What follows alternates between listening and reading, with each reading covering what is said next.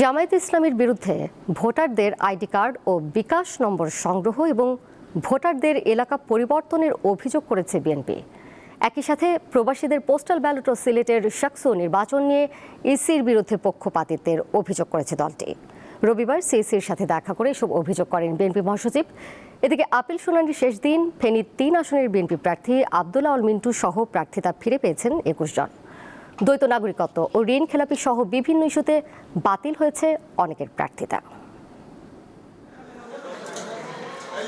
জাতীয় সংসদ নির্বাচনের প্রার্থীদের আপিল শুনানি চলাকালে রবিবার বিকেলে নির্বাচন কমিশনে যান বিএনপি মহাসচিব মির্জা ফখরুল ইসলাম আলমগীরের নেতৃত্বে 5 সদস্যের একটি প্রতিনিধি দল।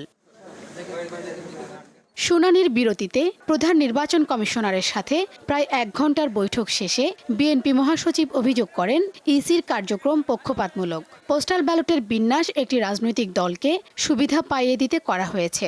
এখানে পক্ষপাতিত্ব করা হয়েছে এবং কোনো একটি দলকে বিশেষভাবে সুবিধা দেওয়ার চেষ্টা করা হয়েছে। আমরা নির্বাচন কমিশনকে এটাকে পরিবর্তনের জন্য আহ্বান জানিয়েছি।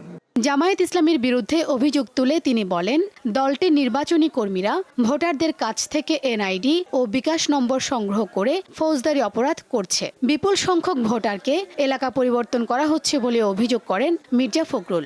জামাতের নির্বাচনী কর্মীরা বাড়ি বাড়ি গিয়ে এনআইডির কপি, বিকাশ নম্বর, মোবাইল নম্বর সংগ্রহ করছে, যা ব্যক্তিগত গোপনীয়তা ভঙ্গ, ক্রিমিনালি অফেন্স। একটি রাজনৈতিক দল তাদের মনোনীত সমর্থিত প্রার্থীদের নির্বাচনে বিজয়ী করার অনৈতিক কূটকৌশল অবলম্বন করে ব্যাপক হারে দেশের ভিন্ন ভিন্ন এলাকা হতে ভোটার এলাকা পরিবর্তন পূর্বক ঢাকা মহানগর এলাকার ভোটার হিসাবে অন্তর্ভুক্ত হয়েছে। এদিকে শুনানির শেষ দিনে ঋণ খেলাপির কারণে চট্টগ্রাম 2 আসনের বিএনপি প্রার্থী সারোয়ার আলমগীরের প্রার্থিতা বাতিল করেছে ইসি। দ্বৈত নাগরিকত্বের কারণে বাতিল হয় কুমিল্লা 10 আসনের বিএনপি প্রার্থী আব্দুল গফুর ভূঁইয়ার। তবে প্রার্থিতা ফিরে পেয়েছেন ফেনী 3 আসনের বিএনপি প্রার্থী আব্দুল আওয়াল মিন্টু ও চট্টগ্রাম 4 আসনের বিএনপি প্রার্থী আসলাম চৌধুরী। প্রত্যেকের বক্তব্য শুনে জনাব আসলাম চৌধুরীর পক্ষ থেকে আমাদের যে বক্তব্য সেটা সন্তুষ্ট হয়ে তার প্রার্থিতাকে বৈধতা দিয়েছেন চূড়ান্তভাবে। হলফনামায় ইউএসএ সিটিজেন ব্যাপারে কিছু বলেনি, তাই বিজ্ঞ কমিশন সন্তুষ্টি চিত্তে ওনার মনোনয়নপত্র জনাব আব্দুল গফুর ভূঁইয়া কুমিল্লা 10-এর মনোনয়নপত্র বাতিল করেছেন। দিনব্যাপী শুনানিতে উল্লেখযোগ্য সংখ্যক স্বতন্ত্র প্রার্থী তাদের মনোনয়নের বৈধতা পান। সুষ্ঠু নির্বাচন হলে জয়ের ব্যাপারে আশাবাদী তারা।